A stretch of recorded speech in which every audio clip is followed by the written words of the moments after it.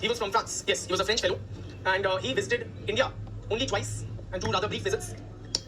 He was from France and visited India twice. Once he went to Tamil Nadu. Once he came to Gorakhpur in Uttar Pradesh. Okay, now more famous for Yogi Adityanath. And he wrote on caste something which has become foundational literature for any student of caste since then. He was fluent in, or he was acquainted with Sanskrit and Tamil, apart from of course French. And the book that he wrote on caste was titled, you tell me, I'm sharing two book names. Okay, one he wrote was Homo Hierarchicus. Another book he wrote was Homo Equalis. One of these books refers to the caste system, which is in India, another to the Western class society. Which of them pertains to the caste system? The first one, of course, Homo Hierarchicus. Okay, authored in 1966. So, what does he say? For Dumo friends, caste is not only a matter of the social structure. It is not something which only exists in the society. Okay? It is also, very importantly, a matter of thinking. It is a way of thinking. Now, what is the thought or the ideology behind the caste system, underlying the caste system? That is what Dumo wants to explore. I repeat, friends, according to Dumo, caste system is not only a matter of or only an aspect of the social structure. Instead, very importantly, it is an ideology, a way of thinking. And the ideology, the values of the Indian people are defined by what? Determined by what? You tell me. The underlying ideology of the caste system, if you have to understand it, what will you have to understand? These ideologies and values are shaped by religion.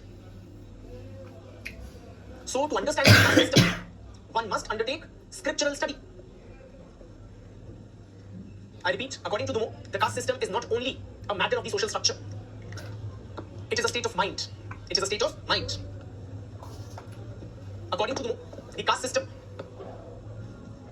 is essentially a matter of ideology and values which are influenced by religion.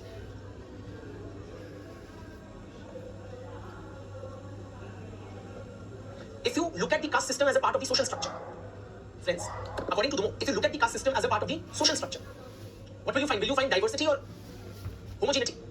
Social structure in the sense what operates at the ground level. You will find uniformity or heterogeneity. If you go to a village in Haryana, you go to a village in Gujarat, you go to a village in Tamil Nadu, you go to a village in Andhra Pradesh, you will find immense diversity in the caste system. Right? You will find different castes, different subcultures, different rules, different restrictions, different punishments, different prohibitions. So, if looked at as a part of the social structure, the caste system exhibits a lot of diversity. There are very wide regional variations.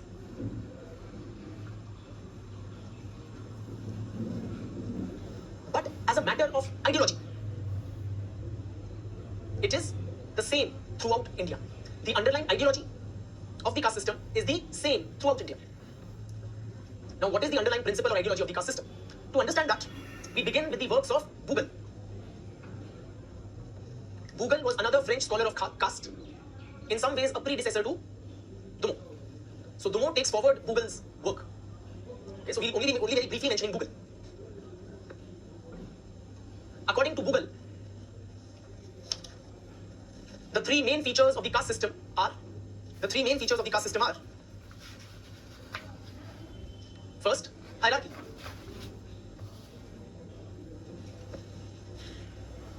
What here hierarchy implies here? The same it implies when we talk about the caste system anywhere.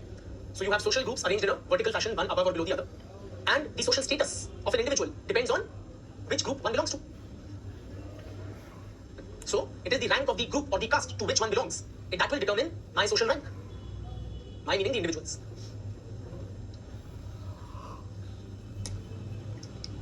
The second principle, or the second feature, is division of labor. Division of labor, based upon hereditary specialization. I repeat, first feature, hierarchy. Second feature, division of labor based upon hereditary specialization.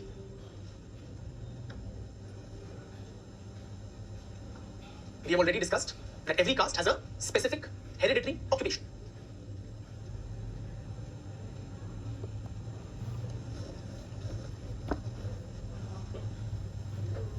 The third feature is repulsion or separation. Repulsion or separation.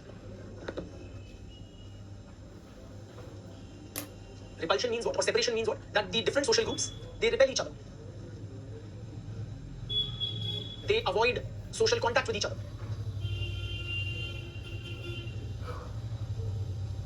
They prefer to remain isolated from each other. And there are clearly laid down mechanisms to restrict social interaction and relationships across caste boundaries.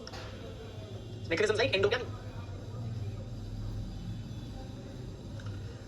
or food restrictions, or what we call restrictions on commensality. Commensality, friends, means what? The word commensality means eating together or exchange of food. So there are restrictions on food exchange, water exchange, marrying across caste boundaries. All of these suggest that repulsion or separation is one of the main features of the caste system. So according to Google, there are 3 important features of the caste system: hierarchy, division of labor based on specialized occupation, which is hereditary, and thirdly, repulsion. Now, according to Dumo, these are the features of the caste system according to Google. According to Dumo, he basically tries to identify what is the underlying principle behind all these.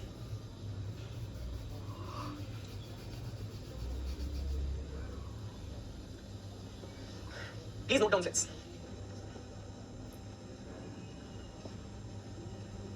While there are regional variations in caste, comma, throughout India, it is based on a single true principle. Throughout India, it is based on a single true principle. Which is, what is that single true principle?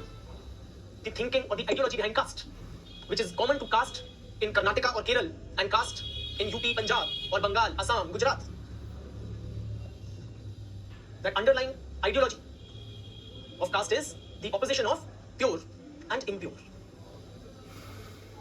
Opposition of pure and impure. Please underline. Okay, this is the essence of Dumo's theory. According to Dumo, throughout India, the single true principle of caste is the opposition of pure and impure.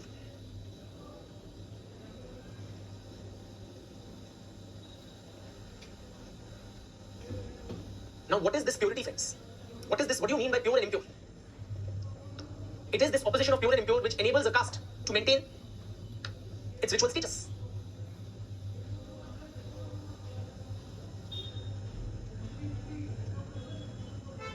Please appreciate this notion of ritual purity is very intimately connected with the notion of what? Hygiene, bodily hygiene. Though ritual purity is much more than bodily hygiene, but it is somewhat related to it. It cannot be zeroed down to, or it cannot be reduced to bodily hygiene, but it is very intimately connected to it.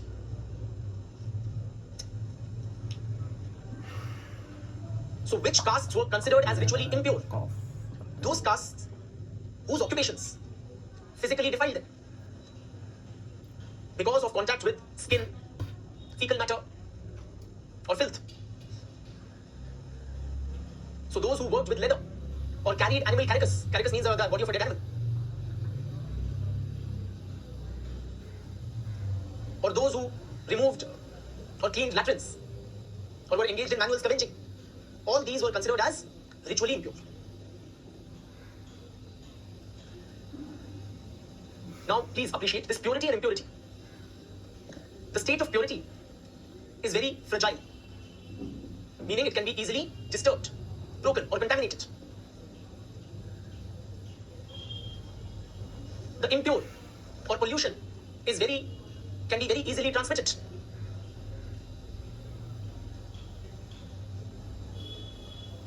Impurity or pollution, friends, is of 2 types. Just to explain this or give an example, so if I am an upper caste, say I am a Brahmin, so I am in a state of ritual purity. While offering ablutions or doing chanting my daily mantras after the morning snan, the ritual bath, I am in a state of ritual purity. But then, am I pure? Can I always maintain that state of purity? I am a Brahmin, Devta. My state of purity can be easily broken. How? How may I become impure? For example, if I am touched by a person belonging to an untouchable caste, so mere touch of an untouchable can be a source of defilement or ritual impurity.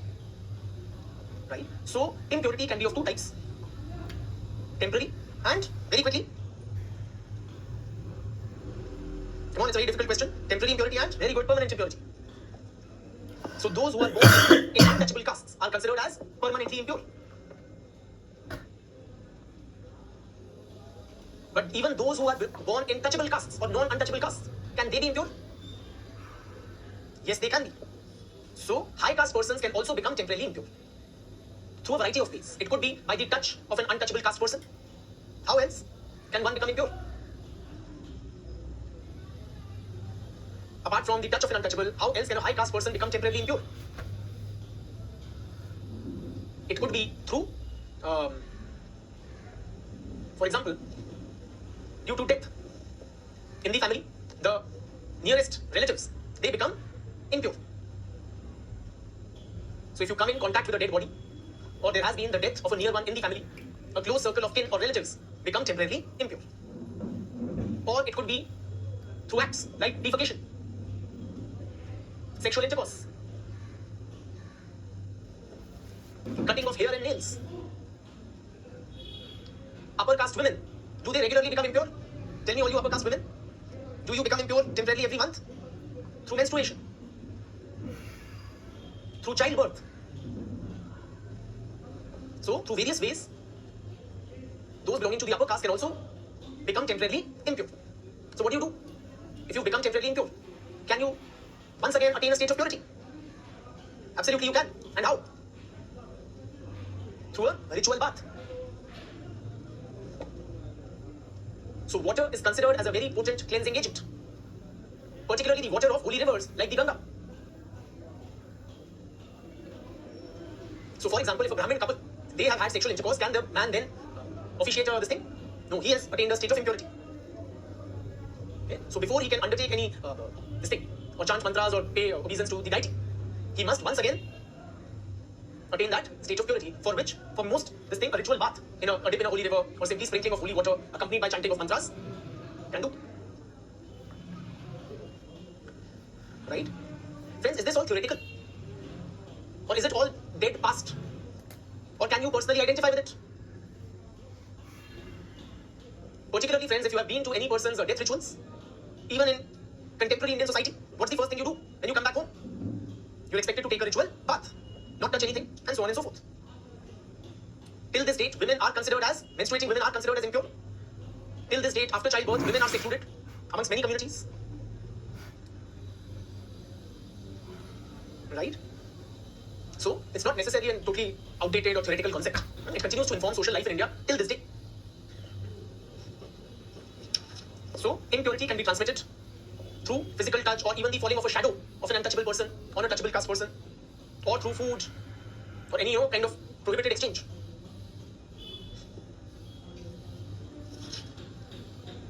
Now, friends, tell me.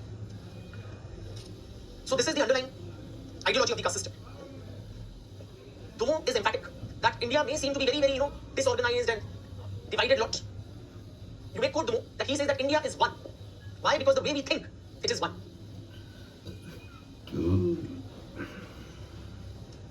Caste relations in every region are a manifestation of the pan-India ideology. Please write down. Caste relations in every region are a manifestation of the pan-India ideology, which is the single true principle. That is the opposition of pure and impure. So all of Google's features, you can understand them based on this notion of pure and impure. Why is there repulsion between castes? Because the pure repels the impure. If I have to maintain my state of purity, I must stay away from the impure. Why is there hierarchy? Because the pure is superior to the impure. So the Brahmins, Kshatriyas and Vaishyas and Shudras are collectively purer than the Ati-Shudras. The Brahmins, the Kshatriyas, the Vaishyas are collectively purer and therefore higher than the Shudras. The Brahmins and Kshatriyas collectively are purer and therefore higher in rank than the Vaishyas, and so on. So it is a hierarchy of purity. The repulsion is because of the opposition of pure and impure. Why is there a division of labor? If I am a Brahmin, please appreciate, in order to maintain my state of purity, I require the services of the impure castes. For example, there was a system of dry latrines or manual scavenging in olden times. There were no flush toilets. So in a Brahmin household, when the people would defecate, Brahmin devtas, now that is a source of impurity. That would have to be physically removed, human feces. by a person belonging to the untouchable caste. Only then could the Brahmin household maintain its state of purity.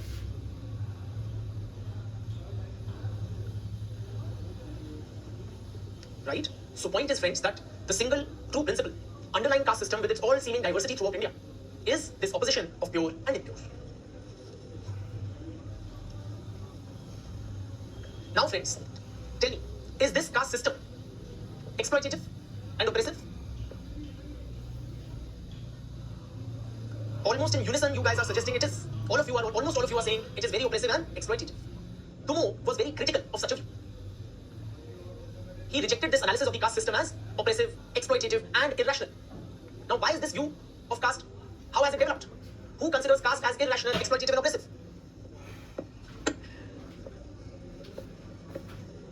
This view has been developed by the West. Western scholars consider the caste system to be exploitative and oppressive and irrational. Now, in every society, people's thinking is determined by the values of that society. The values of Western society and Indian society are not just different, they are the opposite of each other. The values of Western society and Indian society are not just different, they are the very opposite of each other. Western society, or Homo equalis,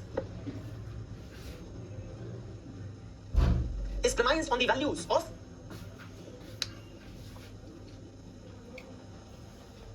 individualism. I repeat, friends, in every society, people's thinking is shaped by the society's values. The values underlying Indian society and Western society are fundamentally different. While Western society is based on the value of individualism, in India, do we believe in individualism? No. In India, it is the opposite. We believe in what Tumo would call holism or collectivism. Individualism means what? The individual is considered as more important than the whole or the community, the society.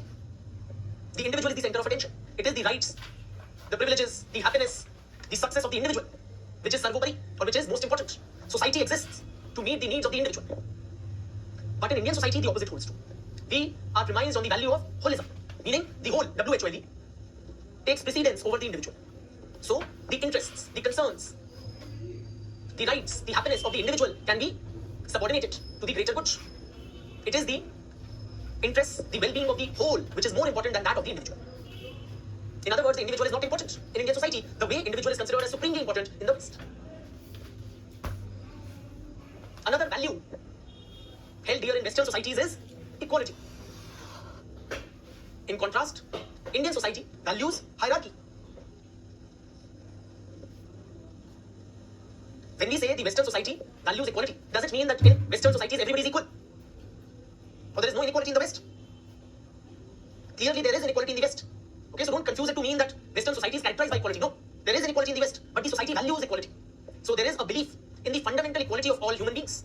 At some basic human level, we are all considered of equal worth. In contrast, in Indian society, are people considered as having some fundamentally same equal worth? Is the worth of a Brahmin the same as that of a Shudra or Ati Shudra? Absolutely not. The Brahmin is superior to the Kshatriya, to the Vaishya, to the Shudra and the Ati Shudra. So, we believe in the principle of hierarchy, we believe in the notion of holism. The caste system, that seems exploitative, that seems irrational when viewed from a Western lens. So based on Western values of individualism and equality, the caste system for sure would appear to be irrational, nonsensical, illogical. Doesn't make any sense. It seems to be very, very exploitative. But if the caste system is viewed from the perspective of Indians, based on the Indian value system, it is a completely rational system. It makes total sense. It is non-exploitative. Simply the individual is not important. It is the interest of the collectivity. So the whole society is being served by the caste system.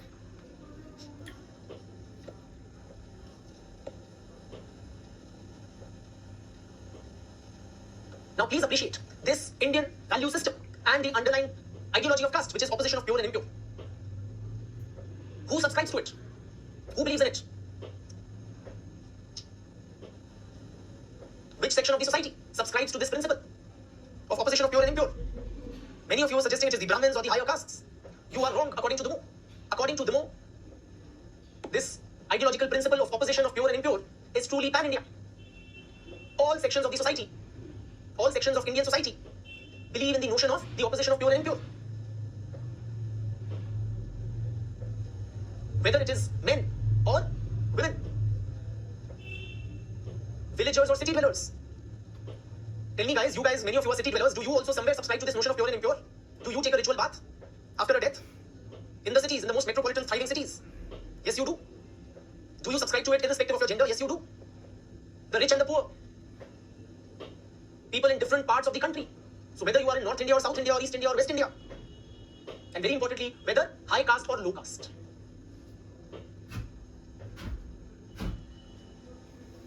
The lower caste, including the untouchable caste, they also subscribe to the notion of pure and impure.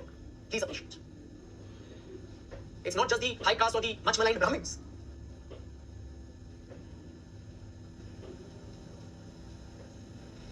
Just as an aside, friends, Andre Bete, okay, I'm just making a passing reference to, just to illustrate this point, that the lower caste also believe in opposition of pure and impure. Andre Bete, okay, he'll be studying his views in a while, in another lecture hopefully. So he was conducting a sociological study, so he went to live with a friend of his in a village, okay, and that friend was a Brahmin. And Andre Bete was staying with that friend, and Andre Bete was fair-skinned. So one evening, an untouchable caste person came to the household of the Brahmin friend of Andre Bete. So the friend had to give some money to the untouchable person for some work. So he threw the money from a distance to be picked up by the untouchable person. At this, witnessing this, Andre Bete got agitated, and he scolded his friend in a way that you being an educated person, you still practice untouchability and this kind of a medieval, kind of a oppressive kind of a practice. So his Brahmin friend laughed, and he said, "All right, tomorrow again he will come. Why don't you hand over the money to him by yourself?" So the next day when the untouchable caste person came to the Brahmin household and Andre Bete moved forward to give him some money, the untouchable caste person stepped back. The untouchable caste person actively avoided contact with Andre Bete. And when asked why he did so, he told Andre Bete that I am impure and I will make you impure if you come in contact with me.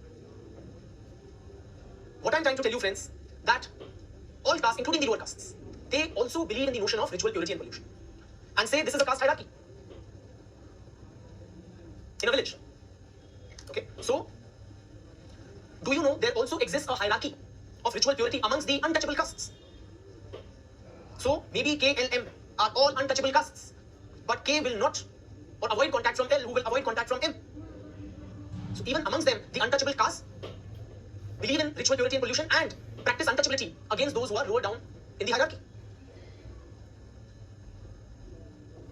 These castes, now say these are Brahmin castes, these are Kshatriya castes, these are Vaishya castes, and these are Shudra castes. So Shudras are considered as impure by the upper three, Vaishyas by the upper two, and so on. So there is relative impurity throughout the caste hierarchy. And the Shudras, who are themselves regarded as impure by those above them, they very vehemently practice untouchability, avoiding contact from those below them. So, ritually, this notion of the opposition of pure and impure is a pan-India ideology. क्या नाम है इनका भाई साहब का? तो he goes to the extent of suggesting that the lower castes willingly submit to Brahminical dominance. Why? Who are Brahmins after all? They are these beautiful, lovely, and pure devtas. We don't write that. Okay, that is just for effect. But Dhumo actually categorically states that the lower castes willingly accept Brahminical dominance and superiority.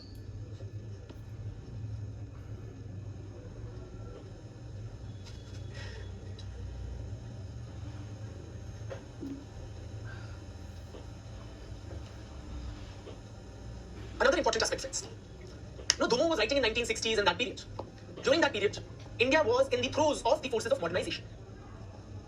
So India already by that time had a constitution which prohibited untouchability, which explicitly mentioned equality across castes, which threw open temples to members of all castes. Modern education had been introduced in India. Western ideals of equality, liberty had been introduced in India during the colonial period, and the project had been taken forward after independence. There had been significant anti-caste movements led by an Ambedkar or a Periyar, numerous others. Urbanization was taking place, industrialization was taking place, scientific temperament was being promoted. Social religious reformers had tried to discredit caste. So there were very significant challenges or significant attempts or challenges to do away with caste. What would be the end result? And many scholars were of the view that this will, or these modernizing forces collectively, will significantly, possibly dent caste.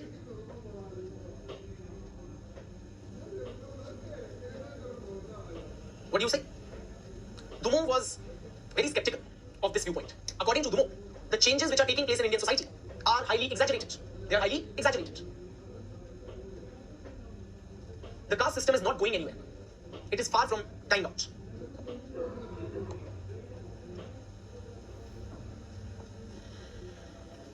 Why? Because all these changes, reform movements or legal punishments, etc., they cannot change the ideological basis of caste, which is the opposition of pure and impure. I repeat, forces of modernization, social-religious reforms, legal provisions, etc., urbanization, industrialization, these cannot alter the ideological basis of caste, which is the opposition of pure and impure. Though Domo acknowledges that caste system has been affected by modernization. How it has been affected? Due to all these processes, there has taken place what Domo calls substantialization of caste. Because of forces of modernization, substantialization of caste has taken place. What do we mean by substantialization of caste? Substantialization of caste means that the traditional interdependence between castes has broken down. I repeat, please write down as well.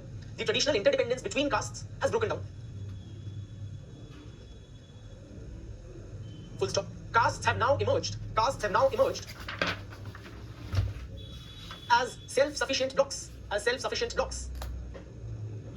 competing with each other.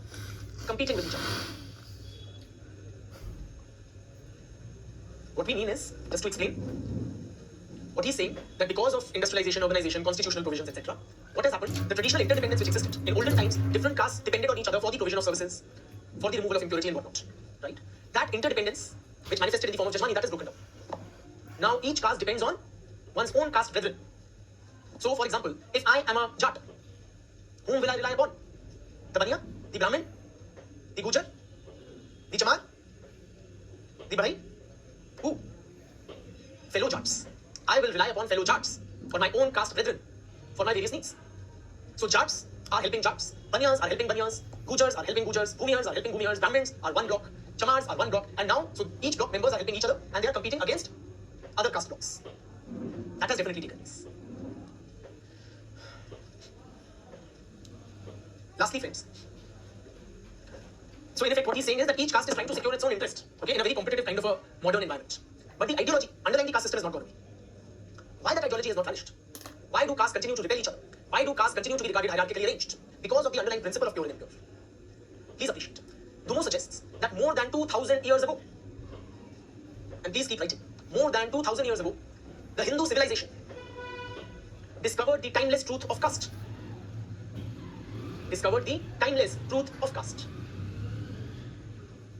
Which continues to govern Indian social life to this day. Let us try to appreciate what is this timeless truth of caste. The Sanatan Sach of caste. This timeless truth is, since times immemorial, friends, please appreciate,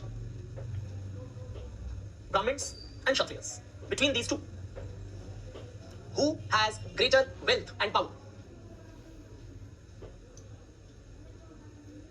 Who has more money, more political leverage or authority? Clearly, the Kshatriyas have more wealth and power. They were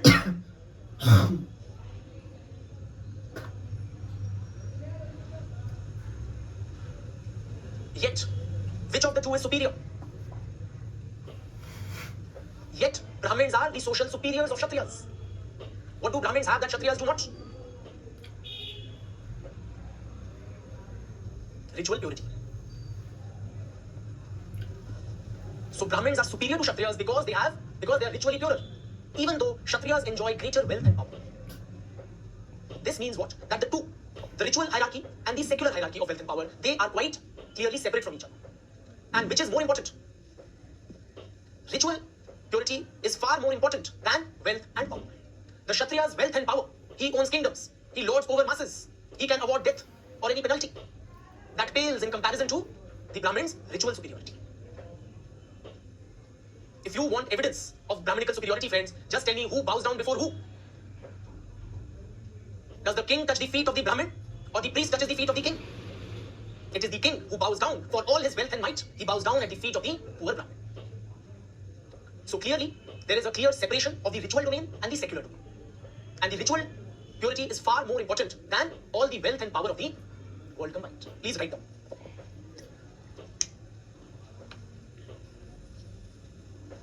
According to the Mo,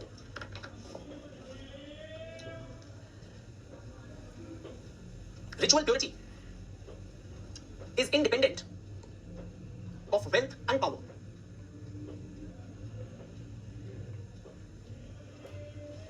the Kshatriyas' wealth, the Kshatriyas' secular power is subordinated to the Brahmin's ritual status.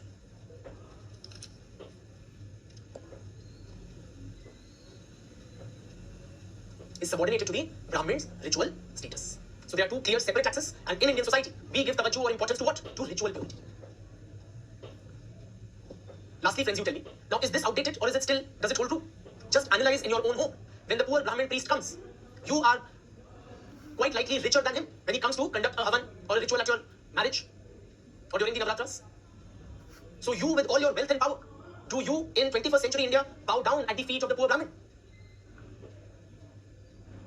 Yes or no? So with that, we are done with Dumo's views on caste. And as one of you rightly commented, Dumo was possibly a French Brahmin Devta. Chaliye, thank you.